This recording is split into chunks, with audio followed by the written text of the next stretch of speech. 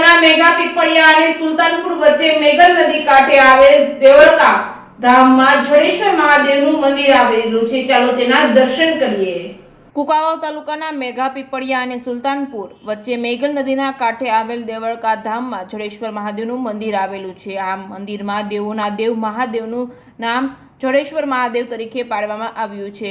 જડેશ્વર મહાદેવ તરીકે ઓળખવામાં આવે છે. જડેશ્વર મહાદેવનું મંદિર દર્શનાર્થીઓ અવારનવાર આવતા હોય છે. મેઘલ નદીના કાંઠે અને ખૂબ નયનરમ્ય નજારો દેવળકા ધામમાં તેમજ જોવા મળી રહ્યો છે. જે કોઈ વ્યક્તિઓ જડેશ્વર મહાદેવની સાચી શ્રદ્ધા અને દિલથી જે મહાદેવ પાસે માંગે છે તેની મનોકામના જરૂરથી દેવોના દેવ મહાદેવ નીલકંઠ વર્ણિ ભગવાન ભોળાનાથ પૂરી કરતા હોય છે. ખૂબ જ શ્રદ્ધાળુઓ દર્શનાર્થી આવે છે, તેમની મનોકામના પૂર્ણ કરે છે. ખૂબ જ આ એક અદ્ભુત જગ્યા છે, જે જૂની જગ્યા છે, જ્યાં જંગલમાં આવેલ જડેશ્વર મહાદેવ મંદિર અને મેઘલ નદીના કાંઠે જંગલના દેવળકા ધામમાં દર્શન કરવા નો એક લાવવું છે. લોકવાયકા તો એવી છે કે આ ગામ મેઘા પીપળિયા દેવળકા નદીના કાંઠે સ્થિત હતું, પરંતુ સંજોગો અનુસાર ખૂબ વરસાદ અને હોનારતથી આ મેઘા પીપળિયા ગામ તણાઈ ગયું હતું. તેથી ગામનું સંપૂર્ણ હોનારતમાં સ્વસ્થ થઈ ગયું હતું. એક મકાન પણ બાકી ન રહ્યું હતું. તો બીજી એક લોકવાયકા એ પણ છે કે અહીં ચારણો પહેલાના સમયમાં પોતાના ઘેટા બકરા અને ગાયો અને રાખતા હતા, પરંતુ મેઘલ નદીની એક વખત રાતના બે કાંઠે આવી હતી. ચારણોના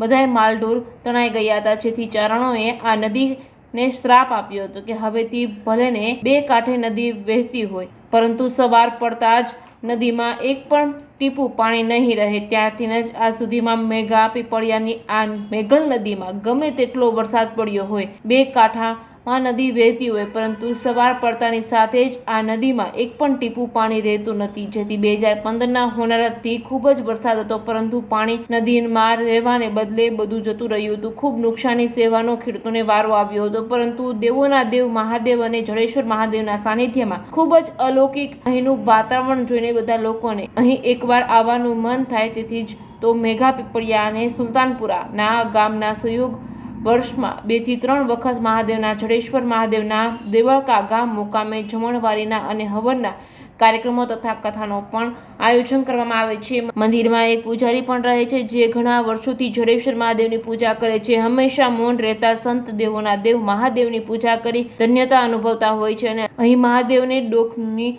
શોભા ગણાવતા એક સાપ પણ અહીં જોવા મળે છે, જેથી નાગદેવતાના પણ ઘણીવાર દર્શન થાય છે. મંદિરના પૂજારી પણ ઘણી વખત મહાદેવ પાસે આ નાગ દેવતા આવતા જોયા છે. કુકાવાવ તાલુકાના મેઘાપીપળિયા ગામે સુલતાનપુર વચ્ચે મેઘલ નદીના કાંઠે દેવળકા ગામ જે મહા જડેશ્વરનું મંદિર આવેલું છે. જ્યાં ભક્તો દર્શને આવે, મનોકામના તેમની પૂર્ણ થાય. અને લોકવાયકા તો એવી છે કે એક દિવસ મેઘાપીપળિયા ગામ આખું તણાઈ ગયું હતું, એક પણ મકાન રહ્યું નહોતું. લોકવાયકા એવી છે. અને ત્યાં સારું રહેતા તેમને ઘેટા બકરા હાડિયા રાખતા તમામ તણાઈ ગયા હતા. તેમણે શ્રાપ આપેલો છે, ગમે એટલું પાણી આવે તો સવાર દી ઉગતા એક પણ ટીપું પાણી નદીના કાંઠે રહેતું નથી. 2015માં વરસાદ આવેલું, એ તો અમે જોયેલું રૂબરૂ કે આખી રાત બે કાંઠે નદી હતી, પણ સવારે એક પણ ટીપું પાણી નદીમાં રહ્યું નહોતું. આ તો અમે 2015માં રૂબરૂ જોયેલું. એટલે મહાદેવ દર્શન કરવા લાયક છે અને લોકો બહુ આવે છે. વર્ષમાં 2-3 જમણવારી થાય છે, હવન થાય છે, યજ્ઞ થાય. સુલતાનપુરના માણસો આવે, મેઘાપીપળિયાના માણસો આવે, સેવા આપે છે. હા ઈ વેસા જતા જેતપુર હા આવ્યો તો કાંઈ ન મળે. એટલે કેમ પાણી બહુ આવ્યું હતું? હા બહુ. બે કાંઠામાં નદી હતી? બે કાંઠે ખેતર બેતર કાંઈ ન દેખાય, મોલસ હોય ગઈ. કેમ? હા હા હા. પછી નદીને શ્રાપ આપ્યો એવું કંઈ હતું? હા શ્રાપ આપ્યો મેઘા સારણે. હા હા. તો આ ગામનું નામ મેઘા પીપળિયા, મેઘા કેમ મેઘા પીપળિયા પડ્યું? મેઘા પીપે એને તોરણ બાંધ્યું હા મેઘા સારણે. હા હા બરોબર. અને હતી ને પૂરા પાડી ગયા. હા હા પછી ખોડીએ જ પા હા.